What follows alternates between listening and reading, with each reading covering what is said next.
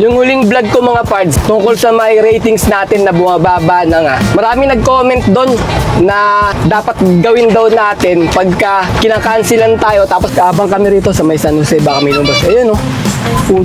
San Jose going to Caloocan North. Bigay mo. Nag-leave disorder. Iba yan. San Jose del Monte going to Caloocan North. 4 kilometer lang yung layo namin. Nag-leave disorder. Say tayo dyan. Grabe mga pards, sayang yan. 950.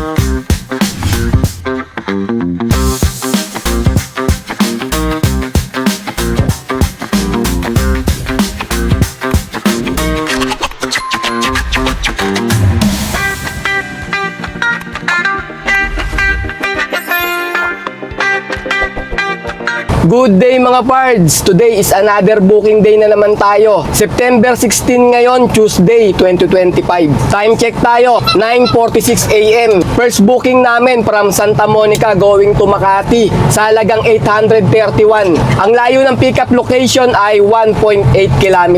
1,000 kg to. Papunta na kami sa may pickup location. Ayan, pickup natin mga pards, mga ano pa.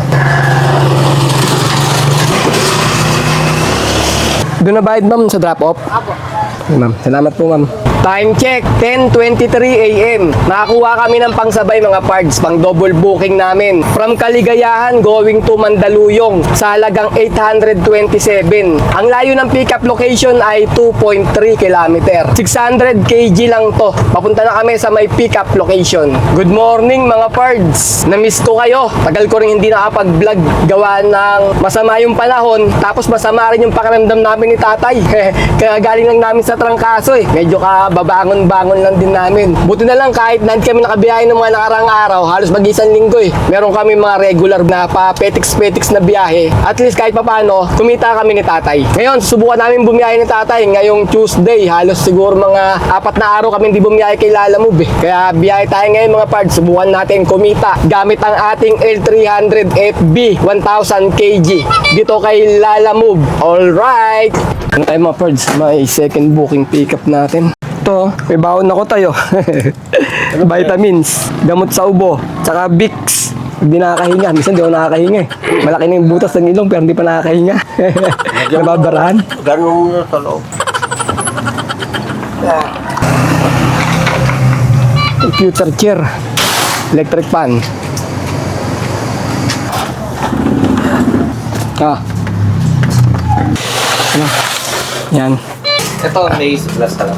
Isa na lang, sir. At ito. Last na daw yung isa. Ipit mo. Yan. Ano yung pom? Okay mga pards, na-pick up na namin yung dalawang booking. Papunta na kami ang drop-off location. Ang unahin muna namin ay yung mga signage. Kasi tinawagan ako ng drop-off, nagmamadali. Baka daw abutin ng 4 na oras yung deliver nila. Re-report daw tayo kay Lalamove. Yun ang sabi niya eh. Kaya yun ang unahin namin mga pards. Kasi nangyari sa kanila nakaraan daw, pa-deliver daw, ang lapit lang, inabot daw ng 4 na oras. Kaya daw pag ganun daw nangyari, baka mag-report daw siya kay Lalamove. Yun ang sabi sa akin ni ma'am. Tagang mga client talaga natin, no? Kapi-pick up pa lang eh. Gusto nandun na eh. Sabi ko, sinabayan namin isa ma'am. Papunta na ako sa may pick up no ano. Ngayon, sabi ko, bibilisan ko na lang. Naunawaan niya naman sinasabi ko. Kaya papunta na kami sa may Makati. Ang layo ng drop-off location ay 29 km. Alright, let's go! Ayun nga mga pards, uunahin na namin tong papunta Makati. Itong dala-dala namin na signage. Kasi nangako ko kay ma'am, sabi ko mga 12:30, nandun na kami. Ano pa lang eh. Nung tumawag siya, 10:30. Bale, 10:46 AM na eh. Sabi ko mga 12:30 ma'am, baka nandun na kami. Sabi ko, pwede ba mag-drop off doon ng ng break time? Pwede naman daw, sabi niya. Huwag lang daw abutin ng 4 na oras. Kasi daw, ayaw niya daw ng ganun eh.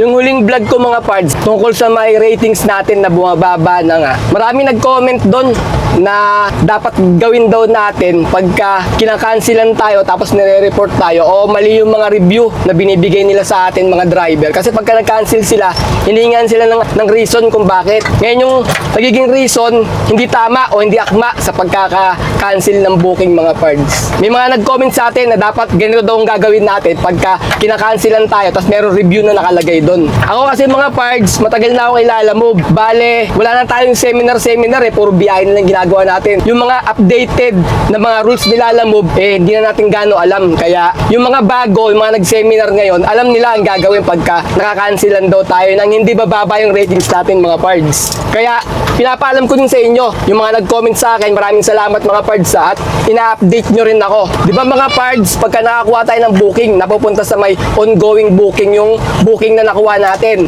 Ngayon pagka na-cancel, napupunta sa may cancellation. Ganon, doon ka pupunta sa cancel. Ngayon, ang gagawin mo daw kapag kinancel ng client, tignan mo sa cancel, pindutin mo yung cancel na booking. Ngayon may kita mo daw doon kung may nakalagay na review. Kasi pag may nakalagay na review mga pards, nandun nakalagay doon kung anong klaseng cancel yung ginawa ng client, kung bakit nila kinancel. May reason yun na nakalagay doon. Ngayon babasahin natin yun. At magsasabit din tayo ng sariling cancel natin, kumbaga kung ano ba talaga yung nangyari, bakit kinancel. Ganun daw mga pards. Kaya kailangan may mga valid ka, gaya ng mga photo, mga picture, pipicturan mo yung na-cancel na booking para maisisend mo katibayan na mas tama yung sinabi mo. Kasi minsan yung mga client natin, nagsisinungaling yung mga pards para mai-cancel lang yung booking. Minsan hindi tama, akma, parang laging kasalanan natin. Kaya anong nangyayari, bumababa daw yung ratings natin gawa ng sumbong ni client ay mali sa pagka-cancel ng booking. Kumbaga, kasalanan pa rin natin. Kaya patuloy pa rin na bumababa yung ratings natin mga pards. Di ba dapat pagka kinancel, wala yun kasi kinancel nga Dapat hindi bababa yung ratings natin.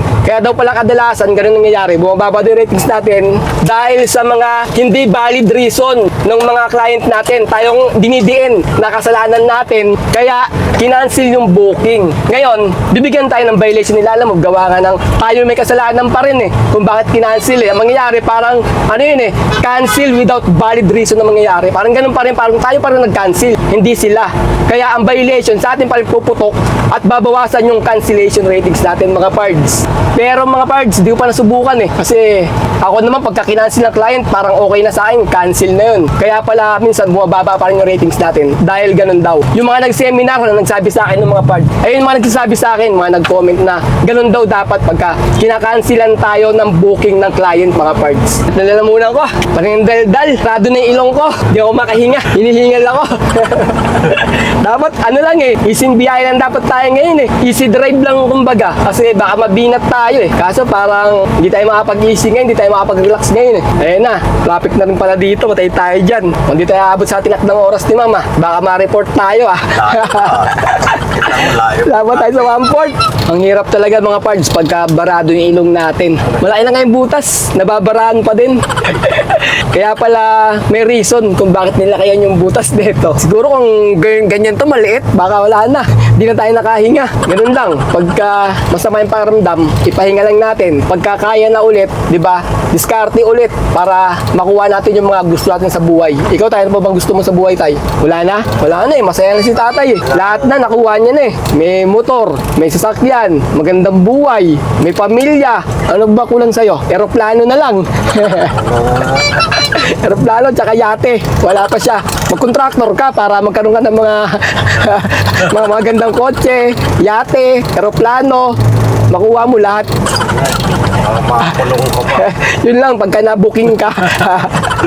Hindi mga pards, dito lang tayo kay Lalamove. Ano na kami rito, kontento na kami ni tatay kasi nakakabiyahe tayo kay Lalamove ng araw-araw. Pagkatapos, nakakadiskarte pa tayo minsan, di ba, mga regular customer. Ganun lang, kumikita tayo rito ng may mga diskarte tayo. Sa bagay, maganda kay Lalamove kasi dito, pagka wala tayong diskarte, na kay Lalamove tayo bumibiyahe. At least kahit papano, di ba, wala tayong diskarte, kumikita pa rin tayo. Tuloy-tuloy pa rin yung income natin para hindi tayo nasisero sa araw-araw natin. Kasi may mga nagtatanong pa rin sa atin kung bumaba pa daw yung pamasahe ni Lalamove o binaba niya pa rin daw. Hindi na mga pards, mula dati siguro sa 1 taon na rin ganyan na hindi binaba yung pamasahe ni Lalamove. Ayun lang, pagka matumal, medyo wala na sa base fare yung pamasahe nga ni Lalamove. Parang diskarte niya ata yun. Ginagawa niyang ganun para marami pa rin mag-book kahit na matumal mga pards. Siguro ganun ang diskarte ni Lalamove. Siyempre tayo, kahit papano, sinatsaga na lang din natin dahil yun ang binibigay sa atin eh. Pero kami, nagpapasalamat na rin kami ni tatay kasi pagka wala kaming mga regular customer ng mga biyahe, ayun, nakailalamog kami, may biyahe kami dito. At least kahit pa paano, di ba? Kumikita pa rin tayo. Hindi naman tayo nasisero dito. Basta bumiyahe ka lang kilalamog, sipagan mo lang. Hindi ka naman masisero. May kikitain at may kikitain ka. Pero hindi ganun kalaki sa hinahangad mo o gusto mong kita. Di gaya sa mga, di ba, mga arkila-arkila sa atin, mga nagpapadeliver, mga ganun. Mas maganda ang kitaan dun eh, kaysa sa dito nga. Pero kahit pa paano, di ba, diskarte pa rin to na kumikita pa rin tayo. Nagkakapera pa rin tayo. Hindi tayo nasisero sa araw natin. Yun lang naman ang akin. Kasi, di ba, marami nga nagko-comment sa akin yung mga nabubwisit, nagagalit na dahil nga parang hindi na tama yung pamasahe, ganyan, di ba? Pero kung may diskarte ka, marunong ka dumiskarte, masasabi ko makukontento ka rin dito kasi wala namang pilitan dito eh. Kagandahan ganun eh, pagka napapagod ka, pwede ka magpahinga, di ba? Dahil nga nakapagod yung trabaho natin, minsan magkakasakit ka nga, gaya kami ni tatay, di ba? Nauulanan, tapos pawis. Kadalasan pag nagbubot kami, ganun, pawis na kami, biglang uulan, mababasa kami ng ulan. Kaya minsan, talaga, masama yung pakiramdam namin. Pagka ganun, pinapahinga lang namin ni tatay yun. Hindi na namin pinipilit yung mga katawan namin na bumiyahe. Pero ngayon, mas madalas walang biyahe. Masama yung panahon, masama rin yung pakiramdam namin. Sinasabay namin sa masamang panahon yung masamang pakiramdam namin. Nandiyan pa rin yung idol natin tayo, di pa rin napapalitan tayo. Yung idol natin sa taas, nandiyan pa rin, di pa rin napapalitan. Palitan na natin. Wrap up tayo mga parts. Kabila. Yan. Kahit nagawa. Naku, tumatabi. Okay mga parts, papunta naman tayo sa may second booking drop-off natin. Ang layo na lang ng drop-off location ay 3.9 km. Alright, let's go! Dito tayo ngayon mga parts sa may Rockwell, Makati. Ayan yung, ano rito, yung view. Puro building. Bale, ayun si tatay, hinahawakan niya yung TV, baka bumagsak kasi mga pards eh. Bale, tinawagan tayo mga pards nung second booking natin kasi nakita niya sa may map, lagpas na tayo. Sabi niya, sir, sa may Mandaluyong lang ako. Lumagpas po yata kayo. Kasi kala niya, lumagpas na raw talaga tayo. Yung pala, meron pala tayong sabay. Sabi ko, ma'am, ano lang po, wait lang. Ibababa ko lang dito sa may Rockwell, ma'am. Tapos, dediretso na po ako sa inyo. Okay naman, naunawaan niya naman tayo. 400 meters na lang mga pards. Drop off na natin. Dito tayo ngayon sa may bandang Reliance. Yan, puro building din yung mga deliver natin. Magpas tayo. Bumalik ako mga pards. South Tower pala. North pala yung sa kabila. Ito na tayo, pag-deliver natin. Oh. Blair Tower. Sir, South? South to? Gawin niya, sir. Deliver lang sir, nung nung upuan tsaka electric fan. Doon niya, sir. Baba. Sa may basement. Basement to? Ay, thank you ma'am. Ano yan sir? Ano magdadala niyo?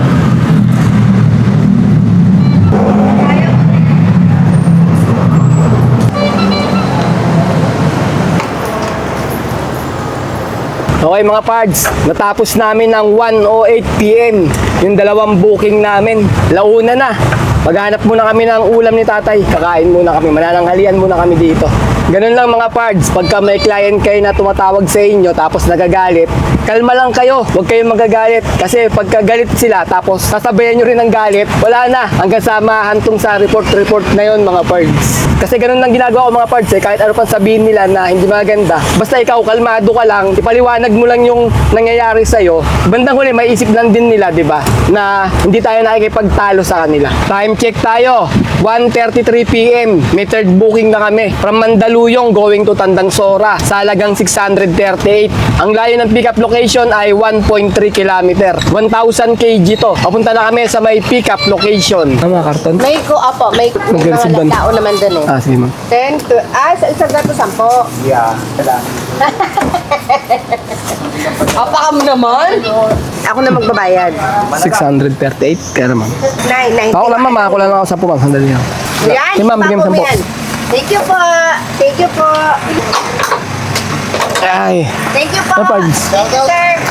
May pick up ka? Oh, dito din. Ah, dyan din. Sige. Hey. Wala kami nakuha ang kasabay mga pards, kaya diretso muna namin to. Naubos na oras namin eh. Ang layo ng drop-off location ay 15 km. Alright, let's go! Dito na tayo mga pards sa may EDSA flyover ng Quezon Avenue. Himala ngayon, no? Maluwag kasi kadalasan dito pa lang sa flyover na to hanggang dun sa may Trinoma tsaka SM North traffic na. Pero ngayon, ayon sa map na nakikita ako dito, kulay blue. Di ibig sabihin maluwag yung kalsada. Tuesday, himala to, maluwag. 1, 2, 3, 4, 5, 6, 7. Sampo. Yan, may booking oh. Tandang Sora to Dasmariñas, 1,080. Pasong Tamo to 13. Nuagad, 100. Siena, Valenzuela Gulod. Time check tayo mga pards, 2:56 PM, mag-alas 3. Baka malapitan na lang kunin namin para di na kami lumayo. Okay na naman to, no? Okay lang sir, bayad na yun sir. Oo, binayaran na yan doon. Okay mga pards, nakakuha kami ng pang-apat na booking namin. Time check tayo, 3:02 PM. From Talipapa, going to North Fairview sa halagang 479. Ang layo ng pick-up location ay 2.5 km. 1,000 kg to. Papunta na kami sa may pick-up location. Sakto lang mga pards, paglabas namin ng drop-off location namin doon sa may warehouse, nakakuha agad kami ng pang-apat na booking. Sakto lang din naman kasi malapitan lang din yung gusto namin ni tatay. Hindi na kami lalayo dito para madali kami makakauwi ng bahay. Marami lumalabas na booking, mga malalaki, mga malayuan. Papunta ng mga Dasma, papunta ng mga Pasay. Aso, dito lang tayo para hindi tayo lalayo. Pick up tayo mga parts, pang-apat. Hulaan ko pipick upin namin. Tiles. Ha? Yung ano? Password. Sir, papirma nga dito. Pirma lang ma'am. Apo.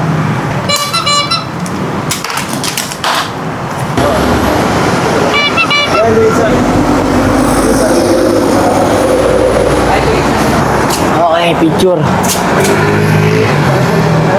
Okay mga pards, na-pick up na namin yung pang-apat na booking namin. Papunta kami ng drop-off location. Ang layo ng drop-off location ay 6.3 km. Alright, let's go! Dito tayo dumaan mga pards sa looban ng Sauyo. Sa may Don Julio Gregorio. Patagos kami ng Chestnut, Fairview. Kasi pagka tayo, Carino Highway, nakita ko sa may map, matraffic din eh. Matatagalan din tayo pag tumagos tayo sa may SM, papasok ng RP. Mas mabilis-bilis dito. Vlog ka, sir? Vlog sir. Uy, Pero kuya, biyahe na tayo papunta doon. Apo. Biyahe na tayo papunta. Sige ma'am. Doon ka na ano. Sige ma'am, kausapin mo. Kasama na yan ma'am doon sa papunta sa Kala ko bababa pa. Hindi pala. At ayun mga pards, pagdating namin sa may drop-off location dyan sa may North Fairview, pinadeliver ulit ni ma'am papunta naman ng San Jose del Monte. Bale, kulang pala yung items na yun. Nandyan sa may North Fairview yung kulang, isinampa na sa may sasakyan namin. Ngayon, kumpleto na siya, dadalhin na namin ng San Jose del Monte. Dyan sa may, malapit sa may Star Mall mga pards. Bale, ang drop-off ay 15 km. Nag-add si ma'am ng 700. Kaya bale, 1,100 yung mga ganon. 1,100 plus yung booking natin. Etong pang-apat na booking mga pards ha. Ngayon lang ulit ako nadaan dito sa may papuntang San Jose del Monte mga pards. Tignan nyo yung ginagawang MRT dito. Nakatayo na pala. Dati hindi pa umaabot dito eh. Bali mga puro poste pa lang yung mga nakatayo. Ngayon meron na sa taas yung relays. Naka-ready na yung mga relays dyan. Kumbaga, malapit na matapos. Malaking ginawa sa mga taga Tongko kasi diretso na ng Quezon City Circle hanggang EDSA. Makakarating tong itong MRT na to. Di gaya dati kasi pag pupunta sila ng Circle o sa EDSA, maraming sakay ginagawa nila. Hati-hati. Ngayon, isang diretsuan na. Kapag sumakay sila ng MRT, 4:50 mga pards. Dito kami sa may tapat ng SM San Jose del Monte. Lapit na kami. Bale, 4.1 km na lang yung drop-off location. 5:05 ng hapon mga pards. Nandito na kami sa may drop-off location namin sa may San Jose del Monte, Bulacan. Saglit lang, sir. Sige ma'am. Sige ma'am. Bababa pa lang. Sa mga parts, may booking dito. San Jose going to General Trias. Talagang 1,370. 1,370, bali 1,400 na to. Kaso, ayaw namin yung tatay lumayo eh. Pauwi na rin kami.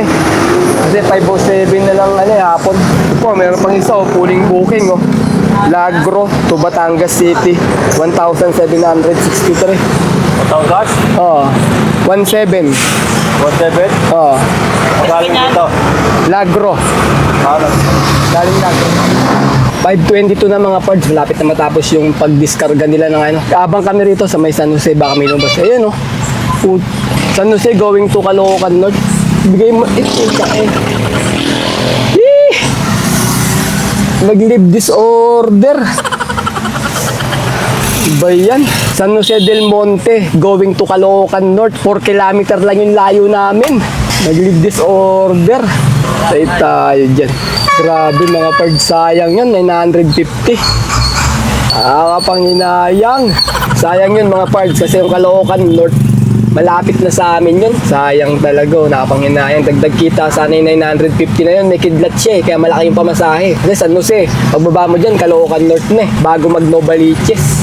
Pero nung sa Metro Manila ako kanina, hindi ako na-leave disorder kahit isa. Dito lang sa probinsya ako na-leave disorder. 4 kilometer lang yung layo mga pards Matagal din natapos Halos Hirap na nga yung nagbuhat 20 minutes din tayong nag-abang sa pag-diskarga. Hirap na nga Wala dalawa lang sila Yung isa taga pasok sa loob, yung isa taga buhat dito sa may loob. Yung sasakyan, taga baba. Mabigat din yun Mabigat din yung tiles Mga 30 kilo. May lumabas papuntang Caloocan North, 950. Ba't yung Panginoon? Nag-leave disorder nga Walang kalaban-laban 4 kilometer. Sayang. Ang lapit sa atin. Maganda sana yan. Bawi sana, 950 pa sana. Madagdagan pa sana yung kita natin. Sayang mo pa. Magdalaman. Sayang. Kain ka na ng tinapay Merienda na lang tayo, food trip. Wala ganun talaga. At ang magagawa pagka hindi binigay sa atin. Hindi talaga para sa atin yun. Nauna ka. Naunaan tayo. Baka may mas malapit sa atin. Kung pag-swipe ko, nahuli na tayo ng ilang seconds, marami na naka-join, puno na. Kaya nag-leave disorder. Kasi probinsya to Probinsya ba o San Jose? Probinsya na to, no? Bakit mo lang nagtagara ito Kala ko tungkol lang. Tungkol doon lang Sa may multo. Hindi, San Jose pa rin to. Doon pa yun sa Garay, yung may arko dun, no? Ang tanuti pa rin to. Hanggang doon ang tanuti Balik tayo. Pag tayo na Baliches. U-turn.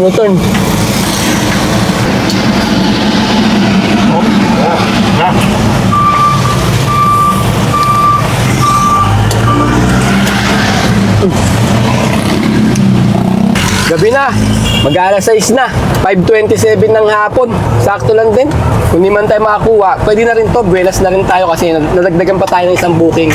Bali pa 5 booking yun, yung nadagdag pa punta rito. Nagtaga ka double booking yun. May sa mag-aabang pa tayo pagtapos na may North Fairview. Okay na rin. Ang double booking yun. Wala ganun talaga Hindi talaga para sa atin yung booking ngayon. Kahit anong panghinayang natin, at least nakuha ng ibang driver, nakatulong tayo.